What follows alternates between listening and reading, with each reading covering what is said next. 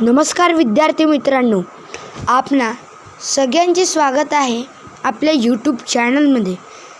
तर विद्यार्थी मित्रांनो, आज मी आपल्यासमोर मायेची पाखरं या धड्याची प्रश्न उत्तर पटापट सॉल्व्ह करणार आहे. तर मुलांनो, तुम्हाला तर माहितीच आहे, आपल्याला हे पाठांतर पण करायचे आहेत, लिहायचे पण आहेत आणि वाचायचे पण आहे. तर चला मित्रांनो, आपण चालू करूया आपला पाठ. तर चला विद्यार्थ्यांनो, सगळ्यात आधी वाचा. प्रश्न क्रमांक 1. एका वाक्यात उत्तरे लिहा. पाहुण्यांचे अगोदर जेवायचे का नाकारले? पाहुण्यांनी अगोदर जेवायचे का नाकारले? त्याचं कारण हे इथे दिलेलं आहे. याचं कारण. तर चला विद्यार्थी मित्रांनो, उत्तर. वसतिगृहाच्या मुलांनी केलेले जेवण चांगले नसेल म्हणून पाहुण्यांनी अगोदर जेवायचे नाकारले.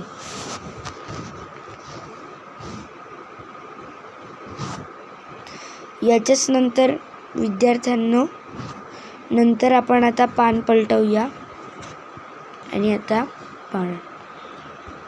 आता विद्यार्थी मित्रांनो, आपला आला. वसतिगृहातील मुलांवर अण्णांची माया कोणाप्रमाणे होती? याचं उत्तर मुलांना इकडे दिलेलं आहे. अण्णांची माया कोणाप्रमाणे होती? उत्तर. वसतिगृहातील मुलांवर अण्णांची माया आई वडिलांप्रमाणे होती. अण्णा आयुष्यभर कोणाच्या शिक्षणासाठी झटत राहिले?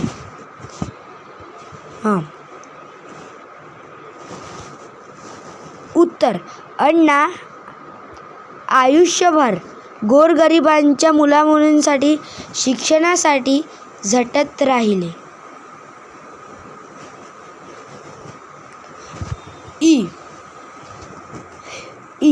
कर्मवीर भाऊरावांनी कोणत्या शिक्षण संस्थेच्या माध्यमातून शाळा सुरू केल्या? उत्तर. कर्मवीर भाऊरावांनी रयत शिक्षण संस्थेच्या माध्यमातून शाळा सुरू केल्या. प्रश्न क्रमांक दुसरा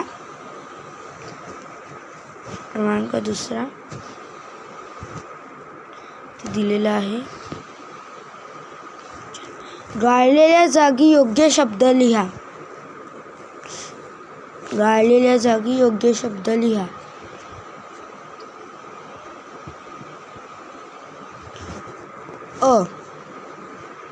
संस्थेच्या आवारात एक मोठे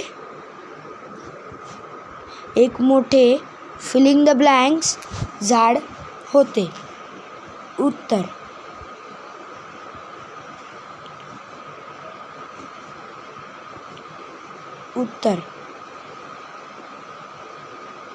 संस्थेच्या आवारात एक मोठे वडाचे झाड होते. त्यानंतर विद्यार्थ्यांनो, स्वतःची त्यांच्या अंगावर घातली.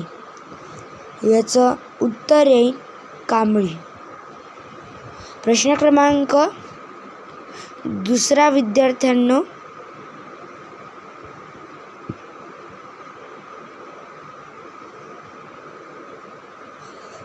त्या मुलांपैकी कितीतरी जणांना फिलिंग द ब्लँक्स नव्हती. उत्तर. आई. अण्णा आपण खरेखुरे मुलांचे फिलिंग द ब्लँक्स आहात. उत्तर. आई बाप. नंतर प्रश्न क्रमांक 3. कोण कोणाला म्हणाले, म्हणजेच कोण कोणास म्हणाले? चला तर पाहूया. आता इथेच मुक्काम कर. उत्तर. असे भाऊराव लेखकांना म्हणाले. जा रे स्वयंपाकघरात काही शिल्लक असेल ते घेऊन ये बघू. उत्तर. असे भाऊराव एका मुलाला म्हणाले. आपणास उदंड आयुष्य मिळो. असे लेखक भाऊराव अण्णा म्हणाले. प्रश्न क्रमांक 4, थोडक्यात उत्तरे लिहा. थोडक्यात उत्तरे लिहा.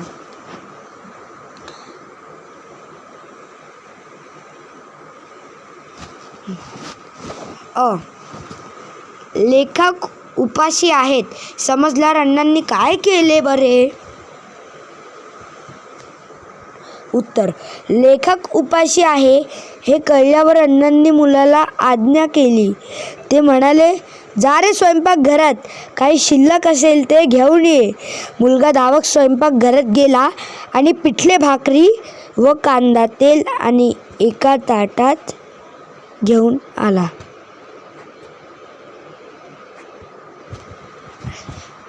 आता आपण विद्यार्थी मित्रांनो आपण पाहणार आहोत प्रश्न क्रमांक आ. मध्यरात्री कोणता प्रसंग घडला हे आपण या उत्तरात प्रश्नात पाहणार आहोत.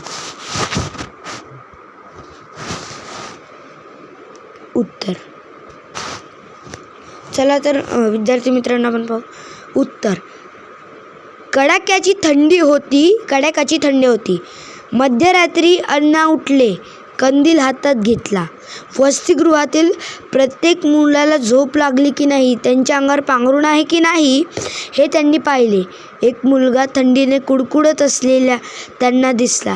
अण्णांनी त्याला दोन्ही हातांनी अलगद उचलले, स्वतःच्या बिछाण्यावर आणून झोपवले. स्वतःची घोंगडी अंगावर घातली, त्याला पोटाशी धरले. तो मुलगा अण्णाच्या उभेत गाढ झोपला.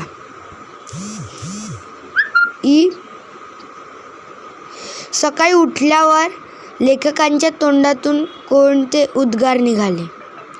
उत्तर, थंडीने कडकडणाऱ्या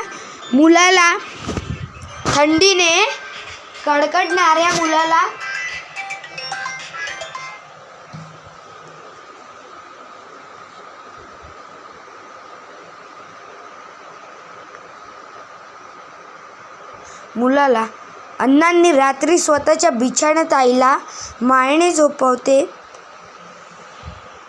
तसेच अण्णांनी झोपवले. हा प्रसंग लेखकांनी स्वतःच्या डोळ्यांनी पाहिला. सकाळी लेखक उठले व अण्णांच्या कडकडून भेटले. लेखक अण्णा म्हणाले, आपण खरेखुरे मुलांचे आईबाबा आहात ना?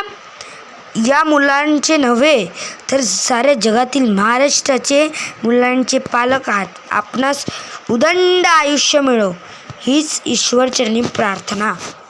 आता मित्रांनो आपण पाहणार आहोत प्रश्न क्रमांक 5. वाक्यप्रचारवर त्याचा अर्थ जुळवा. पहिला, मुलांना आपण आधी ब्रॅकेट बनवून घेऊया. याची उत्तरे हे बघा. आता आपण करूया पहिले या ब्रॅकेटनी नंतर या ब्रॅकेटनी. सगळ्यात आधी आपण करू टाळटाळ करणे. प्रश्न क्रमांक पहिला, टाळटाळ करणे. याचं उत्तर आपण इथे बघूया. तुम्हाला इथे दिसत असेल. एखादी गोष्ट करायचे टाळणे. दुसरा, पोटात कावळे ओरडणे. याचं उत्तर, खूप भूक लागणे, डोळा लागणे, झोप लागणे, झटझट राहणे, सतत प्रयत्न करणे.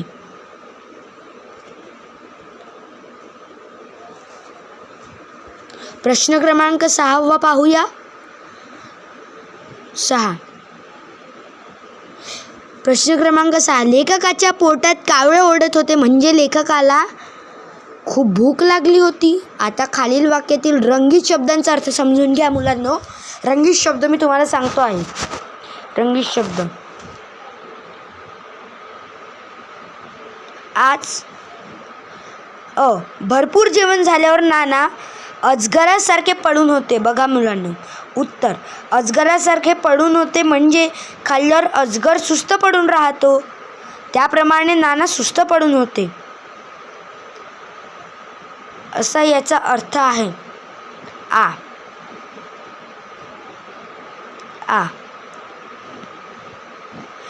दुपारची वेळ. हळूच खाऊ घेताना बंड्या अजिबात आवाज होऊ देत नाही. बघा मुलांनो, खाऊ घेताना बंड्या अजिबात आवाज करत नाही.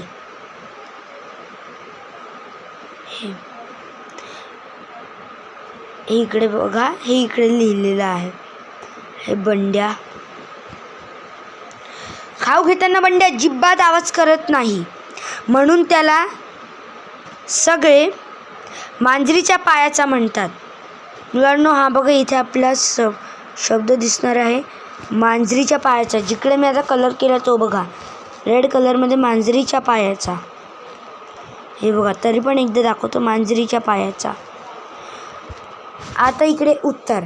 मांजरीच्या पायाचा म्हणजे मांजराच्या पायाखाली गादीसारखा मऊ भाग असतो, त्यामुळे मांजरांच्या पायांचा आवाज होत नाही. त्याप्रमाणे बंड्याही अलगद पाय टाकून हळू चालतो व त्यामुळे त्याच्या पायात आवाज होत नाही. तर आपण बघूया मुलांना प्रश्न क्रमांक 7. याच्यामध्ये मुलांनो आपण आपल्या मनानेही लिहू शकतो, पण आम्ही तुम्हाला एक्झाम्पलसाठी हे दिलेलं आहे. प्रश्न क्रमांक 7 लिहा. लेखकाला कर्मवीर भाऊराव पाटलाबद्दल अत्यंत आदर, तसं तुम्हाला आदर वाटणाऱ्या व्यक्तीबद्दल 5 ते 7 ओळी लिहा. तर विद्यार्थी मित्रांनो, तुम्हाला ज्याच्याबद्दल आदर वाटतो त्याच्याबद्दल तुम्ही माहिती लिहू शकता, पण आम्ही इथे एक्झाम्पल म्हणजेच उत्तरासाठी देत आहोत. इथे आम्ही लिहून देत आहोत एक्झाम्पल. ठीक आहे, आता आपण वाचूया उत्तर. छत्रपती शिवाजी महाराज यांच्याबद्दल आम्ही माहिती सांगणार आहोत. चला. 1. छत्रपती शिवाजी महाराज यांचे पूर्ण नाव शिवाजी शहाजीराजे भोसले. 2. त्यांच्या आईचे नाव जिजाबाई होते. 3. त्यांचा जन्म 19 फेब्रुवारी 1630 रोजी शिवनेरी किल्ल्यावर झाला. 4. छत्रपती शिवाजी महाराज हे भारताचे महान योद्धे होते. आता याच्यावर पण आपण माहिती लिहू. 5, 6, 7, 8. ठीक आहे. 5. छत्रपती शिवाजी महाराज हे नेहमी रयतेच्या हितासाठी झटत राहिले. 3 म्हणजे 6. अत्यंत कमी वयात त्यांनी स्वराज्य निर्माण करण्याची शपथ घातली. 7. मला महाराज यांच्याबद्दल आदर वाटतो कारण ते फार शूर व पराक्रमी होते. 8. प्रत्येकी स्त्रीचा आदर करणारे व कोणतेही जातीभेद गरीब श्रीमंत असणारे पळणारे महान योद्धा म्हणजे छत्रपती शिवाजी महाराज. प्रश्न क्रमांक 8 बघा. इथे आपल्याला आपल्या समोर सुरुवातीचे वाक्य दिली आहे. आम्ही याला पण एक्झाम्पल देऊया. सुरुवातीचे वाक्य दिली आहे. तुमच्या मनाने पुढील वाक्य लिहा. सकाळची वेळ होती. उत्तर. सकाळची वेळ होती. मी आणि माझे बाबा शेतात फिरायला निघालो. नुकताच पाऊस पडून गेला होता. ते पावसानंतरचे वातावरण आणि सकाळची प्रसन्न वेळ मला आणि माझ्या बाबांना फार आवडते. असेच तुम्ही तुमच्या मनानेही लिहू शकता, पण आम्ही इकडे एक्झाम्पल देत आहोत.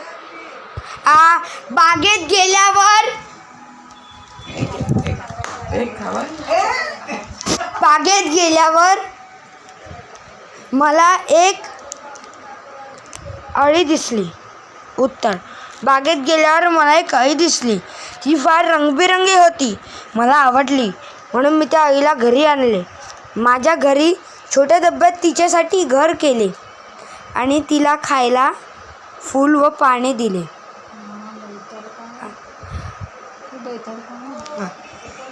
कर्मवीर भाऊराव पाटील यांच्याबद्दल काही मूळ माहिती मी आपणासमोर देणार आहोत. सगळ्यात आधी कर्मवीर भाऊराव पाटील. मूळ नाव भाऊराव पायगिडा पाटील. पूर्वीचे आडनाव देसाई. आईचे नाव गंगाबाई. मूळ गाव कर्नाटक राज्यात दक्षिण कन्नड जिल्ह्यातील मूळब्रिदी. जन्मस्थळ कुंभोजी, कोल्हापूर, महाराष्ट्र. जन्मदिनांक 22 सप्टेंबर 1887 कुंभोजमध्ये. सामाजिक कार्य रयत शिक्षण संस्थेची स्थापना. योजना कमवा आणि शिका या योजनेअंतर्गत विद्यार्थ्यांना शिक्षण घेण्यातच स्वतःच्या गरजा पूर्ण करण्यासाठी काम करण्याची संधी मिळत होती. रयत शिक्षण संस्था यांच्या संस्थेत मुख्य उद्देश ग्रामीण भागातील गरीब व मागासलेल्या मुलांना शिक्षणाची संधी उपलब्ध करून देत होते. लोकप्रिय नाव लोकांना शिक्षणाचे कावडे उघडून दिल्यामुळे महाराष्ट्रातील लोकांनी त्यांना कर्मवीर ही उपाधी दिली. पुरस्कार भारत सरकारने त्यांना पद्मभूषण पुरस्काराने सन्मानित केले. मृत्यू 9 मे 1959 पुणे येथील सासून हॉस्पिटलमध्ये. धन्यवाद विद्यार्थी मित्रांनो. मी इथेच असे जाहीर करतो की आपला व्हिडिओ इथेच संपला.